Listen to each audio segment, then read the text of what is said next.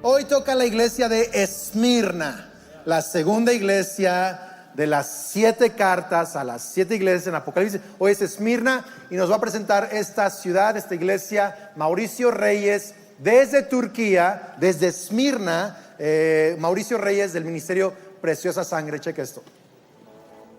Esmirna fue fundada en el año 3000 a.C. Como dato interesante, aquí nació el famoso poeta griego Homero, autor de las grandes obras de la literatura clásica, la Ilíada y la Odisea. Este puerto del mar Egeo experimentó un importante desarrollo comercial y cultural similar al de Éfeso, y una gran comunidad judía se asentó en esta región. Los primeros cristianos de Esmirna fueron pastoreados por Policarpo, quien muy posiblemente fue discípulo directo del apóstol Juan. Policarpo y su congregación fueron grandemente perseguidos por el Imperio Romano, y finalmente Policarpo, tras haberse rehusado a negar el nombre de Jesús, fue condenado a la hoguera, en donde murió como mártir por causa del Evangelio. La ciudad en donde se encontraba la iglesia de Esmirna sigue conservando su mismo nombre y actualmente es la tercera ciudad más grande de toda Turquía, solo después de Estambul y Ankara. Esta ciudad de 4 millones de habitantes tan solo cuenta con 14 congregaciones cristianas, lo cual es muy poco para el gran tamaño que tiene. Esmirna es considerada en Turquía la ciudad infiel, ya que un gran número de la población ha rehusado abrazar el Islam y ha buscado una cultura más occidental y humanista. Nuestra oración es que esta ciudad conozca la gloria de Jesús y pueda experimentar su increíble gracia y amor.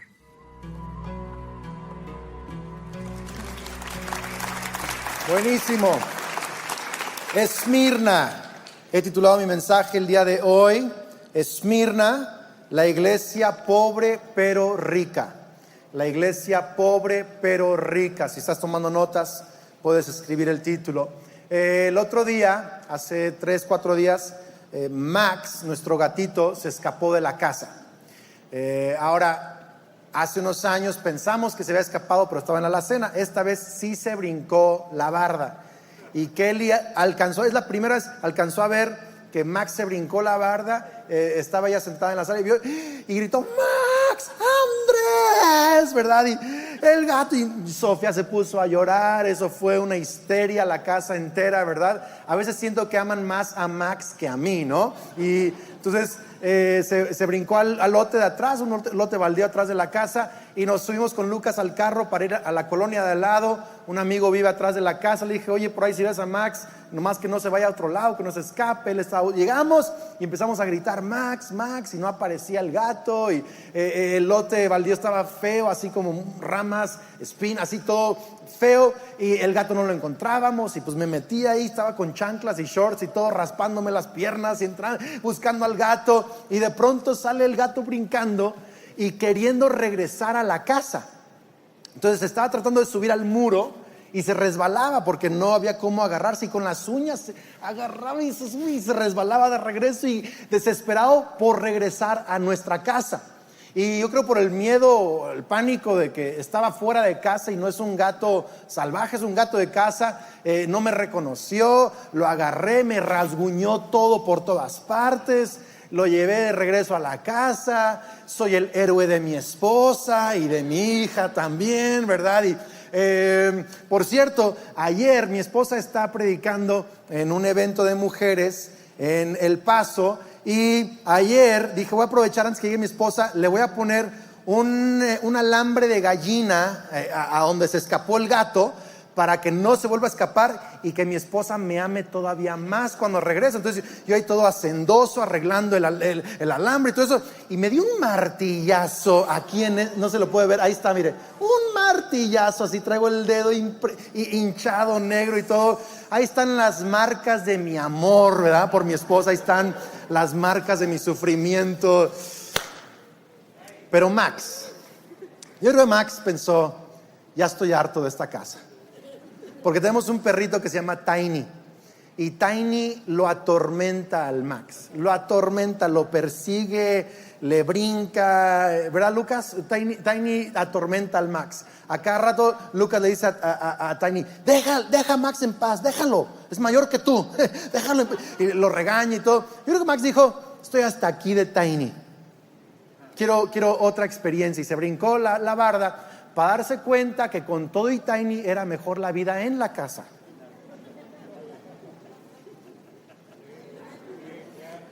Y la verdad es que la vida en Cristo es mucho mejor, aun cuando hay dificultades personales o entre personas. Siempre es mejor la vida en Cristo que la vida fuera de Cristo. El salmista lo dijo así: prefiero estar un día en la casa de mi Dios que estar 1000 días fuera de la casa de mi Dios. Es mejor estar en Cristo. Y Esmirna, la iglesia en Esmirna entendía esto, que Jesús valía cualquier sufrimiento. Y de eso vamos a hablar el día de hoy. Ellos se quedaron en Cristo aún en las dificultades. Y podemos leer el inicio de la carta a Esmirna. Dice así el verso 8. Recuerden, la primera parte siempre es la introducción de Jesús. Dice: escribe al ángel, lo explicamos que es el pastor, el obispo de la iglesia de Esmirna. Esto dice el primero y el último. Realmente la traducción a mí me gustaría que dijera mejor el principio y el final. Pero está bien, el primero y el último. No que sea el último en importancia, sino que Él está al final.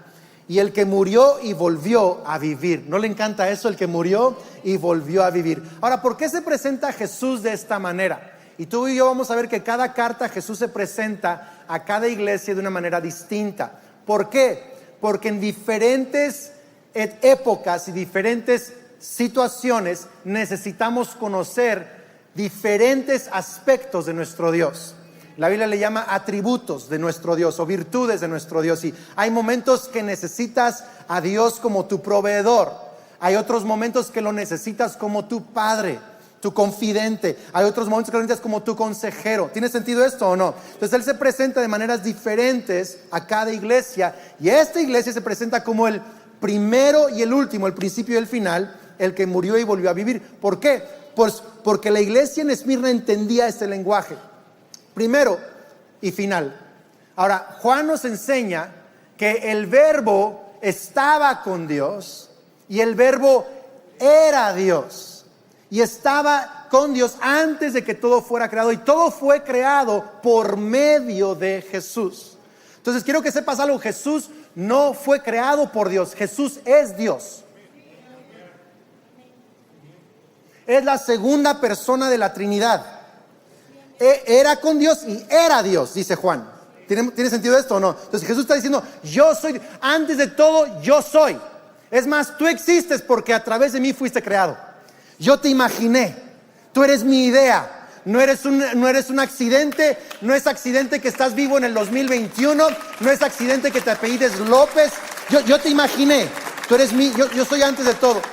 Y lo dice: pero también soy el final. Estoy al último. En otras palabras, la muerte no es el final, yo soy el final. Estuve antes de todo, estaré después de todo. Los cielos y la tierra pasarán, pero mi palabra no pasará. Yo soy el final. Entonces, ¿por qué les decía esto? En Esmirna, el nombre de Esmirna viene de una fragancia que también era para embalsamar, llamado mirra. Y mirra, recuerdan, lo llevaron a Jesús, uno de los 3 presentes. La mirra se utiliza para embalsamar a los muertos. Dicen que era un regalo profético para hablar de la manera en que Jesús salvaría a la humanidad a través de su muerte en la cruz. Pero la mirra representa final. Esmirna era la ciudad con el derecho exclusivo de importación y exportación de mirra. Y vendían toneladas de mirra a Egipto para embalsamar a sus muertos, porque es una cultura muy fuerte en Egipto. Faraones, todo eso. Entonces, ellos sabían lo que mirra significa, es el final. Cuando una familia pide una orden de mirra es porque fue el final de alguien. Pero Jesús dice: mirra no es el final. Yo estoy después de eso. Después de la muerte hay resurrección en Cristo Jesús. Para los cristianos, nuestro final no es cuando nos entierren o cuando nos quemen y tengamos cenizas. Ese no es nuestro final. Ahí está nuestro cuerpo, pero nuestro espíritu está en el paraíso de Dios. En ese instante estamos vivos y el día vendrá en que Jesús regresa y nos resucitará juntamente con Él, también en nuestro cuerpo. Pero la muerte no es el final, Mirra no es el final. Jesús dice, yo soy el final. Y lo dice el que estuvo muerto y volvió a vivir. Esto tiene una relación con la historia de Esmirna. Esmirna, como vimos, fue fundada en el año 3000 antes de Cristo. Luego hubo una otra fundación en el siglo 11 antes de Cristo. Pero en el año 700 antes de Cristo, un gran terremoto destruyó mucho de la ciudad y la reconstruyeron.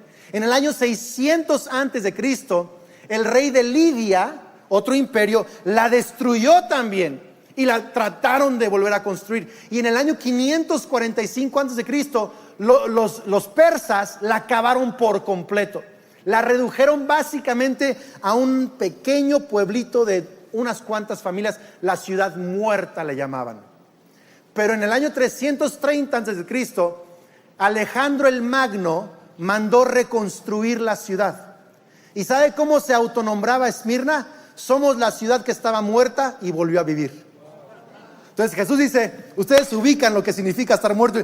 Yo soy que murió y volvió a vivir, y si ustedes creen en mí, también aunque mueran, vivirán de nuevo, vivirán de nuevo. Me encanta eso, me encanta esa introducción. Luego el verso 9 dice, conozco tus sufrimientos y tu pobreza, sin embargo eres rico. Y sé cómo te calumnian los que se dicen ser judíos, pero que en realidad no son más que una sinagoga de Satanás. Entonces aquí entra, la primera sección es la presentación, la segunda sección es el ánimo, o el decir, van muy bien, conozco lo que están haciendo. Y Jesús aquí dice, sé de su sufrimiento y que están sufriendo por mí, es la implicación, están sufriendo dificultades por mí. Y había 3 dificultades que estaban sufriendo los cristianos en Esmirna. Ahora, la palabra sufrimiento que usa Jesús es una palabra en griego que habla de tribulación o tortura. Y una de las torturas que más se practicaba era acostaban al prisionero en el piso, lo amarraban y le ponían un peso, una piedra o un peso encima, una pesa. Y le agregaban otra y otra hasta que el peso le aplastaba el pecho y las costillas y lo mataba. Y lo torturaban para sacarle información, para que negara su fe, para otras cosas, pero le agregaban esos pesos. Y Jesús dice, yo veo la opresión con la que están viviendo. Veo cómo están siendo torturados. Veo cómo están siendo oprimidos. Y da 3 cosas. La primera que le dice, veo que están sufriendo pobreza. La primera opresión de la iglesia en Esmirna era pobreza. Pobreza. Ahora, cuando alguien está pasando una mala temporada económicamente, ¿qué le decimos usualmente? Ten fe. ¿Sí o no? Échale ganas. Porque creemos, y es parcialmente cierto, que si estás pasando una mala racha, o te falta fe, o te faltan ganas. Quizá no estás administrando bien, o no estás trabajando duro, o no estás qué sé yo. Entonces, o te falta fe, no estás honrando a Dios, pensamos, o te falta ganas, o las dos. Y es cierto que algunos así están en situaciones difíciles en su economía, porque o no honran a Dios, o no le están echando ganas. Pero en Esmirna los cristianos sí honraban a Dios. Y Jesús más bien dice, ustedes están sufriendo, y la manera en que están sufriendo es con pobreza. El asunto es que la ciudad de Esmirna no era una ciudad pobre. Ellos no eran pobres porque vivían en una ciudad pobre. Eran pobres, o sea, Esmirna era un gran puerto. Era un puerto de entrada y salida de muchas mercancías. Era el puerto más cercano a Europa, a Atenas. Era un puerto espectacular, o sea, increíble. Si eras pobre en Esmirna, es porque de verdad no querías trabajar o porque no te dejaban hacer negocios. Y a los cristianos no los dejaban hacer negocios. ¿Por qué? Porque cuando llegaron a su fe en Cristo, ya no hacían contratos chuecos, ya no mentían, ya no iban a los tables a hacer la negociación con los socios, ya no se prestaban a cosas que otros se prestaban. Conozco un empresario que tuvo que dejar su empresa, mexicano, moreliano, tuvo que cambiar su empresa a otro giro porque la empresa en la que estaba le exigían sobornos ilegales para darle contratos. Y tuvo que cambiar de giro económico, redujo mucho sus ingresos, pero él decidió: mi fe en Jesús es más valioso que una empresa chueca. Hola. Entonces, es lo que está pasando ahorita en Esmirna, que los cristianos son pobres, no por falta de fe, no por falta de ganas, sino precisamente porque aman a Jesús más que sus negocios. Los han sacado de la jugada. Ya nadie hace negocios con ellos, nadie trata con ellos, no les dan un buen puesto en el mercado, los mandan hasta el fondo, en la esquina, tienen los peores lugares para vender, no los dejan hacer sociedad para nada y están reducidos a pobreza. Pero Jesús les dice: son pobres pero ricos. Son pobres pero... ¿Sabes que Jesús ve la riqueza muy diferente a lo como la vemos nosotros? O sea, no tenían cosas, pero tenían a Cristo. Tenían amor, tenían ánimo. Mi abuelita no fue una mujer rica, no fue una mujer exitosa en los términos de este mundo, ni fue una mujer adinerada. Es más, cuando murió, no sabíamos, pero ella literal la estaba pasando mal económicamente y subsistió sus últimos años con deudas. Y cuando dejó su herencia, prácticamente se fue toda la herencia en pagar sus deudas, lo poco que tenía. Y mi abuelita nunca fue rica en términos humanos, de cosas, pero esa mujer era rica. Rica en amor, rica en su amor por Cristo, por la gente, en su amor por México, en la fe, en las naciones. Esa mujer te animaba porque te animaba, te abrazaba, te rompía la espalda. ¿Me explico? Era esa señora chiquita, chaparrita, así fuertecita. Mi abuelita te daba de comer de lo que pudiera, como fuera, lo que fuera. Mi abuelita era rica, aunque era pobre, y es lo que estaba pasando en Esmirna, que eran pobres, pero Jesús dice: ustedes son ricos. Y quiero que sepan algo, que anoten algo que quizá les va a molestar, pero quiero que lo piensen y lo mediten. En otra de las iglesias vamos a ver la otra contraparte, pero este lado se las voy a dejar así, sin explicárselas bien. Ahí que Dios les ayude. Amar a Jesús puede prosperarte y puede empobrecerte, pero siempre va a enriquecerte. O sea, a veces seguir a Jesús va a causar que tu negocio prospere, a veces va a causar que tus finanzas mermen, pero siempre Jesucristo te va a enriquecer. Siempre va a enriquecer tu espíritu, tu fe, tu vida, tus relaciones, tus pensamientos, tus emociones. Siempre te va a enriquecer, siempre te va a enriquecer. Entonces, es la primera opresión. La segunda opresión que tenían era la calumnia de los judíos, que se decían ser judíos, pero solo eran de sangre, no eran de corazón. Es más, Jesús dice: son de la sinagoga de Satanás. Y eran calumnias muy, muy fuertes. Decían que eran, los judíos de los cristianos, que eran caníbales, porque escuchaban, ¿verdad?, rumores que pues en la Santa Cena hablaban del cuerpo y de la sangre. No, estos cuates se comen a los hijos y a la suegra, ¿verdad? O sea, se comen a todo el mundo. Son caníbales y de verdad los calumniaban con que hacían un montón de cosas ilegales en sus reuniones, con que querían derrocar a César, un montón de mentiras. ¿Y qué es lo que esto causaba a los cristianos en Esmirna? Ahora, los judíos lo hacían para distanciarse de los cristianos, porque los cristianos hablaban de un hombre judío, Jesucristo, el Mesías, y los judíos decían: no tenemos nada que ver con esos cuates, porque ellos querían permanecer en un lugar de privilegio que tenían como sociedad. Ellos sí habían caído en un montón de incongruencias y no querían arruinar su posición económica, por lo tanto se distanciaron de los cristianos. ¿Tiene sentido esto o no?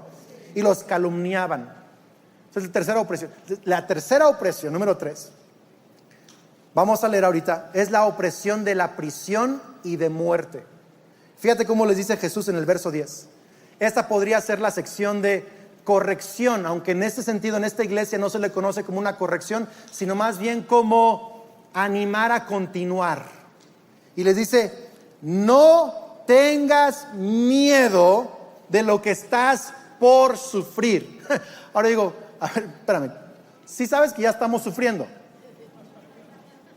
O sea, ya estamos en pobreza, ya nos han rechazado de todo círculo social porque nos calumnian. O sea, ya ni amigos tenemos. Algunos seguramente habrán perdido familiares, como les ha pasado a algunos de ustedes, que por ser cristianos ya no les permiten entrar a ciertas casas. Pasa en México todavía. Y luego Jesús les dice, y van a sufrir un poco más. Los voy a preparar. Pastor, pensé que era el evangelio de la prosperidad.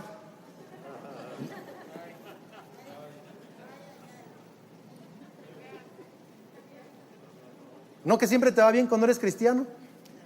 No sé quién te mintió. Porque creer en Cristo a veces te va a llevar a vivir una vida espectacularmente fácil y a veces espectacularmente sufrida. Y si alguien te dice lo contrario, falso. No es cierto. Todos los apóstoles murieron martirizados. No me diga, por favor, que la vida en Cristo es la vida más fácil en la tierra. No, a veces es la más difícil. Jesús incluso dijo: los que entran al reino es la puerta y el camino estrecho. Lo fácil es ir por donde todo el mundo va. Lo difícil es permanecer en Cristo. Pero como vimos con Max, es mejor estar en Cristo y vivir la vida difícil que estar fuera de Cristo en la vida que se llama amplia o fácil. ¿Tiene sentido esto o no? Entonces aquí dice, van a sufrir un poquito más, un poco más. Y les advierto que algunos de ustedes el diablo los meterá en la cárcel para ponerlos a prueba, a prueba. Me recuerda a Job un poquito. Y sufrirán persecución durante 10 días. No son 10 días literales, es solo una expresión de decir brevemente. Y para Dios breve es algo que no es eterno. Eso es breve nada más. Y dice, sé fiel, ojo, hasta la, ¿qué dice ahí? Hasta la muerte, y te daré la corona de vida. Quiero que anotes esto, por favor. Esto lo puedes compartir, memorizar, tuitear, instagramear. Es esto: fidelidad es seguir a Jesús hasta la muerte. Entonces Jesús les dice, ya han sufrido pobreza, ya han sufrido calumnia, ahora algunos van a sufrir prisión, y los calabozos romanos son famosos por lo horrible que eran. Van a sufrir prisión. Algunos no saben si prefieren la prisión o la muerte de tan feo que era la prisión. Algunos van a sufrir prisión y otros van a sufrir muerte. Y las muertes que le daban a los cristianos los daban a las bestias en un espectáculo para la ciudad. Los comían los leones, o bien los quemaban u otras cosas. Y Jesús dice, algunos van a ir a la prisión y otros van a morir. Pero ojo, sean fieles hasta la muerte. Pobreza, calumnia, rechazo, prisión. ¿Cuál es tu límite? ¿Dónde pintas tu raya? ¿Dónde dices, Jesús, yo te sigo hasta aquí? Hola. Porque algunos cristianos parece que le han puesto límites a Dios o condiciones a Dios. Soy cristiano mientras me vaya bien. El día que no me vaya bien, pues no soy cristiano. Soy cristiano mientras me ayude en mis relaciones públicas. Pero si me empiezan a rechazar, ya no soy cristiano. ¿Hasta dónde está tu límite? Es muy similar el lenguaje al lenguaje de cuando nos casamos, ¿no? En pobreza o riqueza. Mira nomás. En salud o en caray. hasta que la muerte nos separe. Está bien similar. No dicen los votos, hasta que llegues a los 20 kilos de sobrepeso. De ahí para arriba ya no. Ahí nos vemos, chao. No dice así. No dice así. No me está escuchando. Si me traes en Mercedes-Benz, seguimos. Si me pagas a bochito, ya no seguimos. Y hay hoy parejas que se divorcian precisamente por las finanzas. Número 1 razón de divorcio. Porque pobreza para ellos es algo que rompe el contrato. Y tú tienes que hacer un análisis personal de decir hasta dónde está mi límite con Cristo. Porque Jesús le está diciendo, van a sufrir. Y todo cristiano tiene que leer esta carta y hacerse un autoanálisis. Y hacer esta pregunta: ¿ya he decidido que voy a seguir a Jesús en pobreza, en riqueza, cuando soy amado u odiado, cuando tengo límites, si me van a morir? ¿Ya decidí eso o no?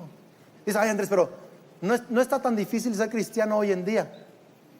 Pero nunca sabes lo que nos puede pasar. Las cosas podrían cambiar en 2-3 años en México.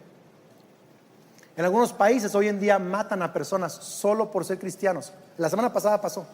En Egipto mataron a un pastor solo por plantar una iglesia nueva. Lo mataron. Yo no sé si me va a pasar en mi vida o la vida de mis hijos o de mis nietos. No sé qué va a pasar, si en México, si en un año, si en 30 años, no sé.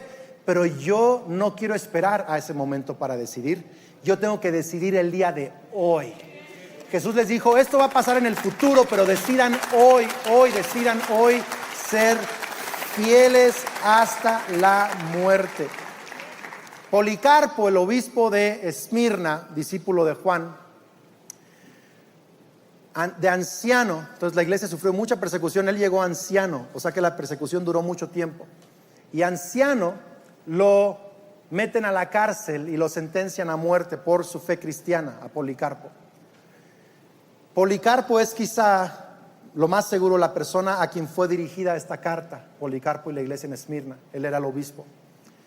Y Policarpo, vienen por él a su casa, y cuando llegan los policías por él, los centuriones, dicen los historiadores que Policarpo los invitó a cenar o a comer.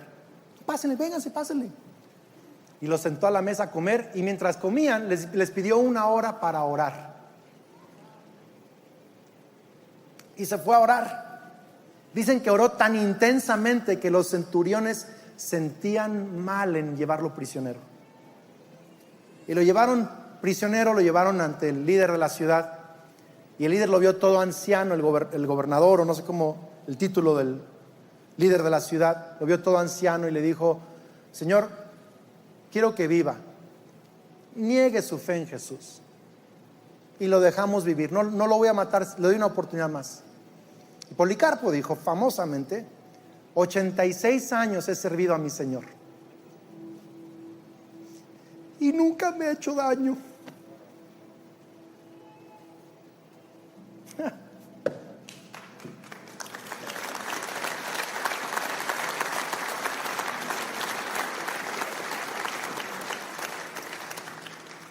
¿Sabe qué me pegó ahorita? Que Policarpo también sufrió pobreza y dijo, no me ha hecho daño. No escucho eso. Policarpo sufrió calumnias y rechazos y dijo, no me ha hecho daño. Porque algunos traducimos circunstancias difíciles como que Dios nos hizo daño. No lo vemos como nuestra ofrenda de adoración a Dios. Policarpo dijo, nunca me ha hecho daño. ¿Cómo voy a negarlo? Nunca me ha hecho daño. Qué increíble que hace unos años también fue prisionero en la misma ciudad el pastor y misionero Andrés Brunson, un hombre estadounidense que creció, vivió y ministró en México. y fue de México misionero a Turquía hace años. Por cierto, yo le estoy pidiendo a Dios, este pastor le está pidiendo hoy secretamente que algunos Dios les dé el llamado de ser misioneros en Turquía después de esta serie. Es mi oración. Y lo pusieron en la prisión injustamente en Esmirna, la misma ciudad. Qué interesante que el mundo musulmán conoce a Esmirna como la ciudad infiel, porque le ha sido fiel a Jesús.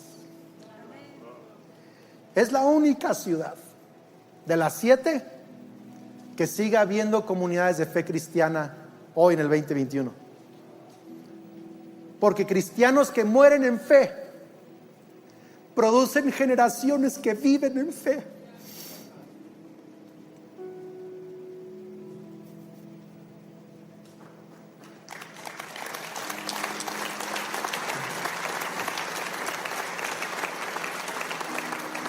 Hasta que no decides vivir y morir por Cristo, es hasta entonces que tu vida tiene impacto en las generaciones que vienen. Yo quiero morir en fe. Y Jesús termina, como en todas las cartas, con las recompensas que les da. Y la primera recompensa que les dice: les voy a dar la corona de la vida. La corona de la vida. Sabes que el símbolo de Esmirna era una corona. Una corona es muy importante en la cultura romana. La usaba el César, el emperador, los gobernantes, la élite de la ciudad. Era el reconocimiento por los campeones en el deporte, en las competencias. Era todo el mundo que era ganador tenía una corona.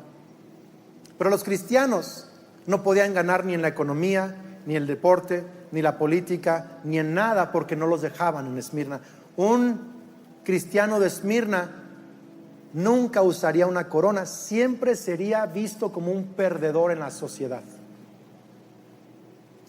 Pero Jesús dice: si estás dispuesto a vivir a los ojos de la gente que piensen que eres perdedor, pero eres fiel a mí, cuando yo te vea,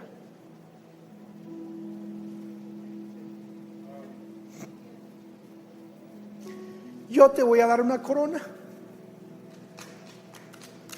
Yo te voy a dar una corona.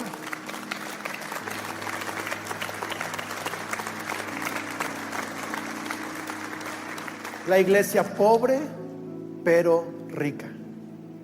La iglesia loser pero ganadora. La iglesia sufrida pero vencedora. Te va a dar la corona de la vida. ¿Para qué quiere uno coronas en el cielo? Más que para echárselas a Jesús en adoración. Una vida vivida en fe produce una eternidad en adoración.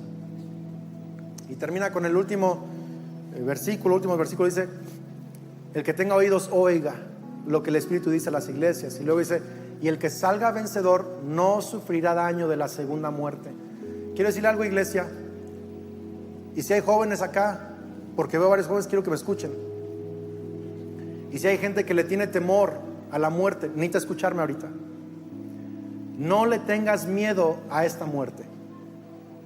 No le tengas miedo. Tenle miedo a la segunda muerte. La primera muerte solo acaba con tu cuerpo. La segunda muerte acaba con tu alma.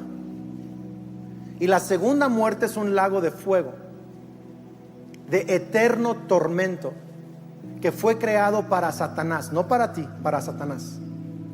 Tú fuiste creado para el cielo, para la eternidad con Cristo Jesús. El lago de fuego fue creado para Satanás. Pero cuando alguien rechaza a Jesús, va a donde Satanás va, al lago de fuego. Es la segunda muerte, dice Apocalipsis. Y Jesús está brillantemente dándole vuelta 360 a su carta donde inició: yo soy el primero y el final. Entonces tú escoges qué final quieres, porque todos vamos a morir, ese no es nuestro final. Hay un final después y tú lo eliges. ¿Vas a elegir el final con Cristo resucitado, con corona, reinando con Él para siempre? ¿O vas a elegir la segunda muerte? Solo son dos finales: o Jesús o la segunda muerte. Yo elijo a Cristo. No sé tú, pero yo elijo a Cristo.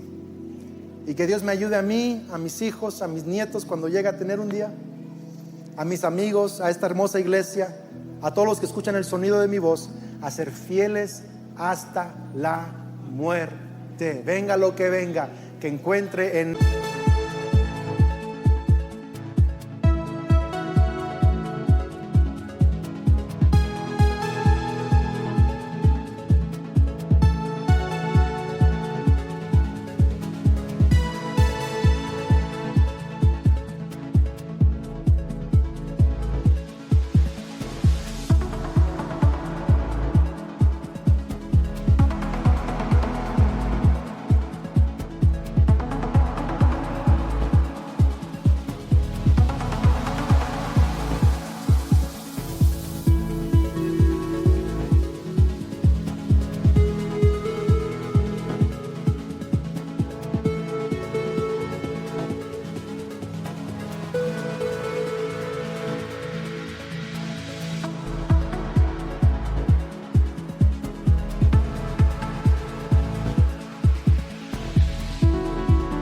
En este lugar, en esta vida, en este corazón, fidelidad hasta la muerte. Señor, te damos gracias por tu palabra. Gracias por todo lo que no solo hemos aprendido, que es interesante, sino lo que tu Espíritu ha hablado, que es tan importante. Y Dios, yo quiero ser no solo un pastor que predica, quiero ser un creyente que cree hasta el final, que es fiel hasta el final. Te pido por mis hermanos y mis hermanas, te pido por jóvenes, por niños, por ancianos. No importa qué tan lejos o qué tan cercano veamos la muerte aquí, que entendamos que ese no es el final, no es el final. Tú eres nuestro final. Y hoy te pedimos, Señor, que nos hagas entender esto y que seamos fieles hasta el final. Pon tu mano sobre tu corazón, por favor. Quiero que digas en voz audible.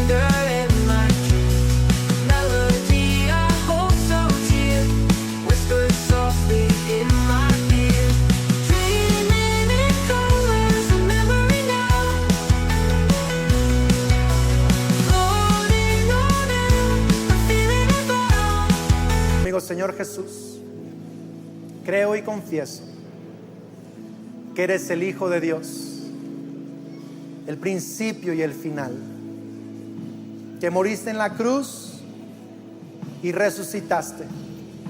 Hoy me arrepiento de mis pecados y recibo tu perdón. Lléname con tu Espíritu Santo. Dame vida nueva el día de hoy. Y a partir de hoy creo que soy un hijo de Dios, soy una hija de Dios, tengo vida eterna, seré fiel hasta la muerte, recibiré tu corona y no me hará daño la segunda muerte. En Cristo Jesús.